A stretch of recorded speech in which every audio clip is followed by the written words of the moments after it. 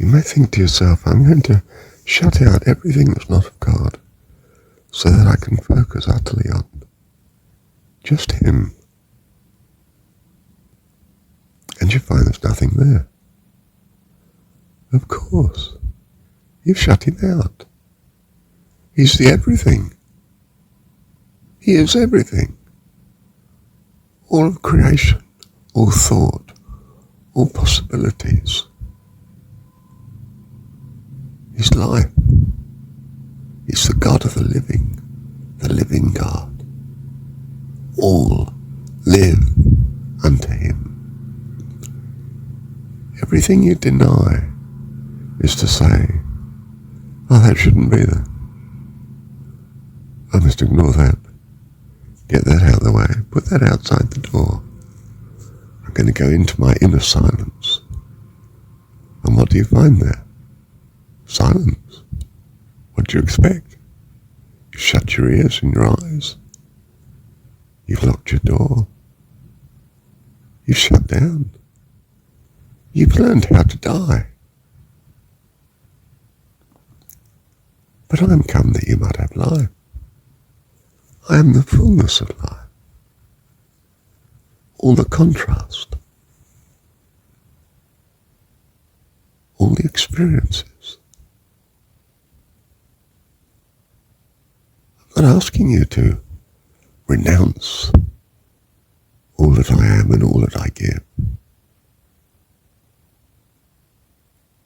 Is that your expression of gratitude? Don't you see it doesn't make sense? But the person who's filled with joy, the joy of living, who's appreciating this fantastic kaleidoscopic show, is flying with me, with all creation. All creation sings the goodness of God, life abundant. So you have to know what you value.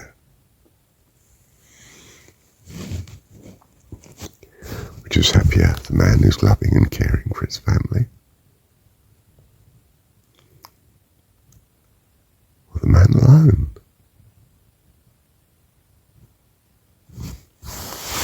Which is happier, the woman who's loving her kids and her household and her neighbours, or the one who's sitting in her room on her own? That's not life. That's called depression. Get out there.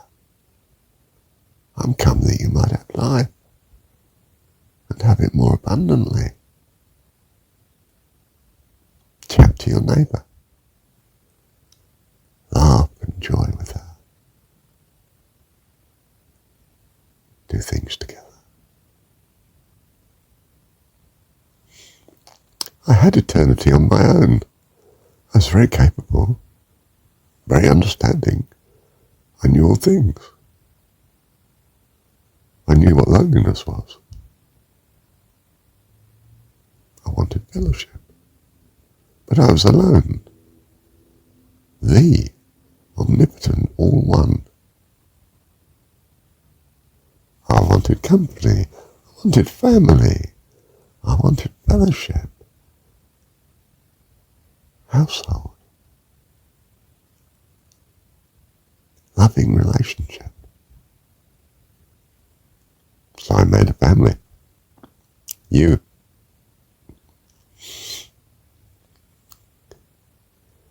Welcome to my house. I'll make it lovely for you. Enjoy. Thank you, Dad. I remember in the mornings going to work in London. I was going to catch the train. I'm walking down the road. It's a sunny morning. I'm not walking, I'm almost flying, I'm skipping. The fullness of life is flooding through me. The joy is just unlimited opportunity of the day ahead of me. Every part of me is flying.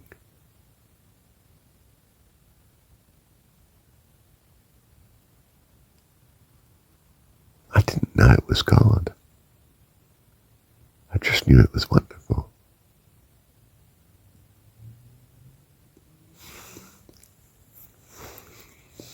It's the fullness, you see, of life. It's the loveliness of youth. The freedom, the joy of youth.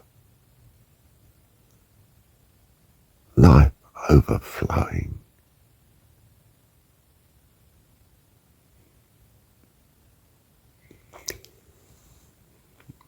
The happy kid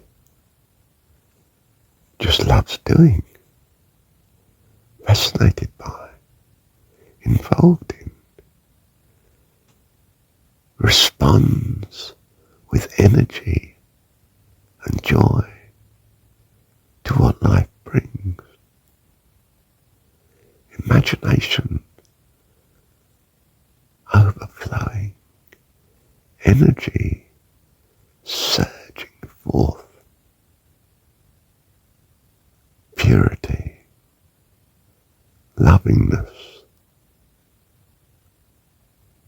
It's no idea what it is. It's just involved in the fullness of life.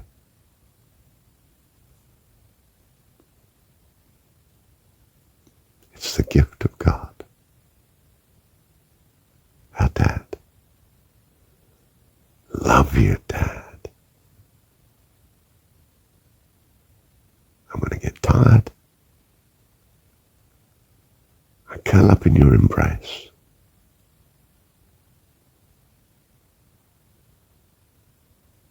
I'm gone.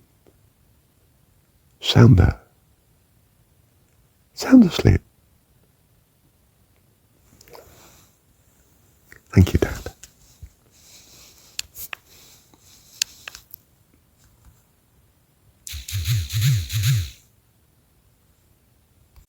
I just loved being at university. But I could be there and it's afternoon and I'm thinking, I'd like to go home to Jean, my wife.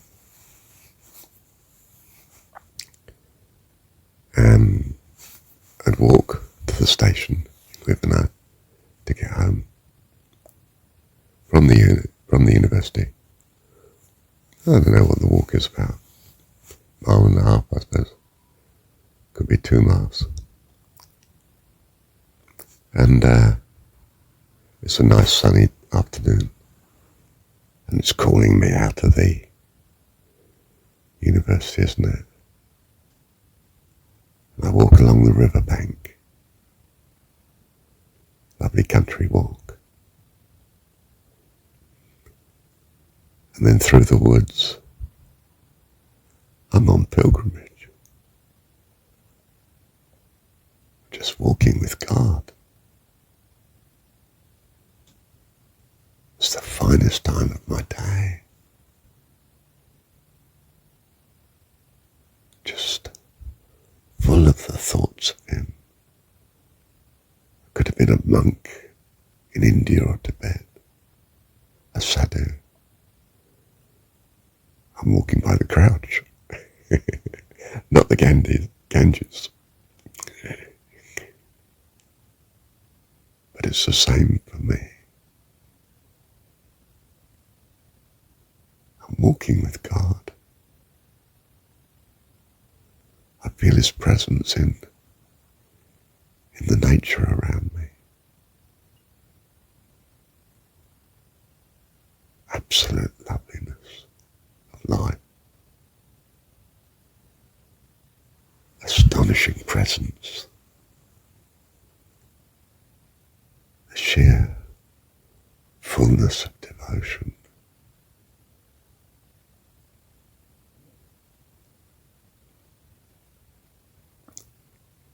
You might have a copy of the Bhagavad Gita on me. Might look at a few lines, compassionate, from arrogance exempt from love of self.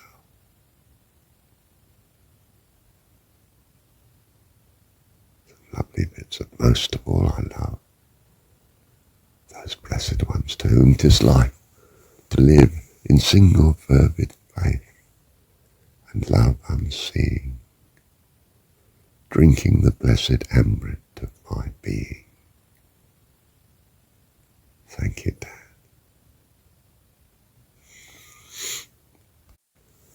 I could be coming home from London, from work, married man again,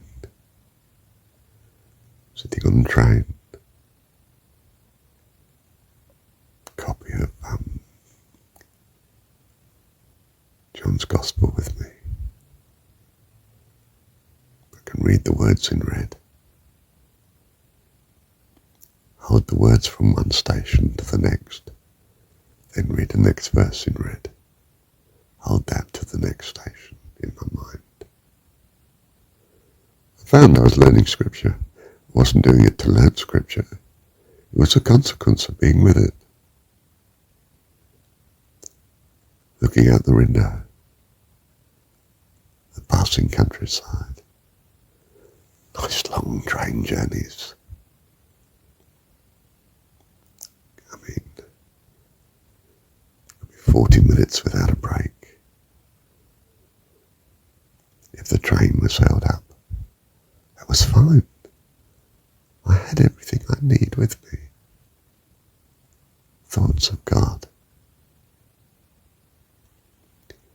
If there was someone to talk to, I'd see if they wanted to, and they usually did.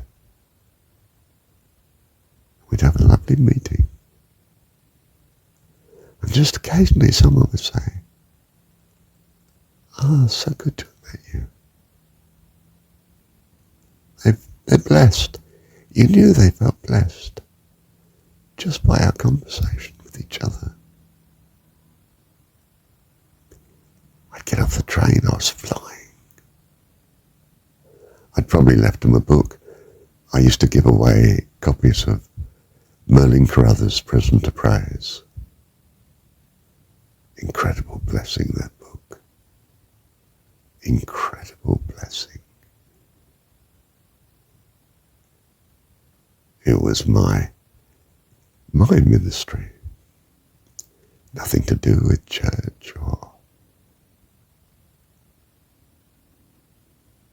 I don't think I went to church. No, not much. Oh, I may have gone on Sunday, but it was one of those dead churches, you know. Just church.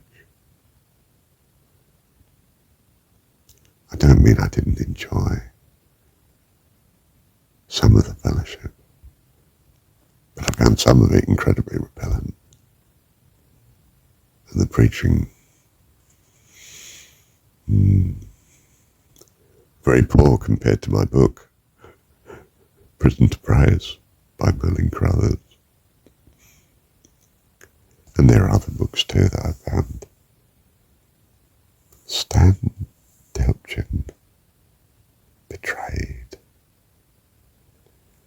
This dad who's Jewish, of course, his daughter became Christian. He was devastated, poor chap. He packed out work for a while just to try and understand this religion so he could win her back. And of course was won into it. It's another fine book. Books that gave life. The thrill of meeting with God. The joy, the life, the fullness, the miraculous.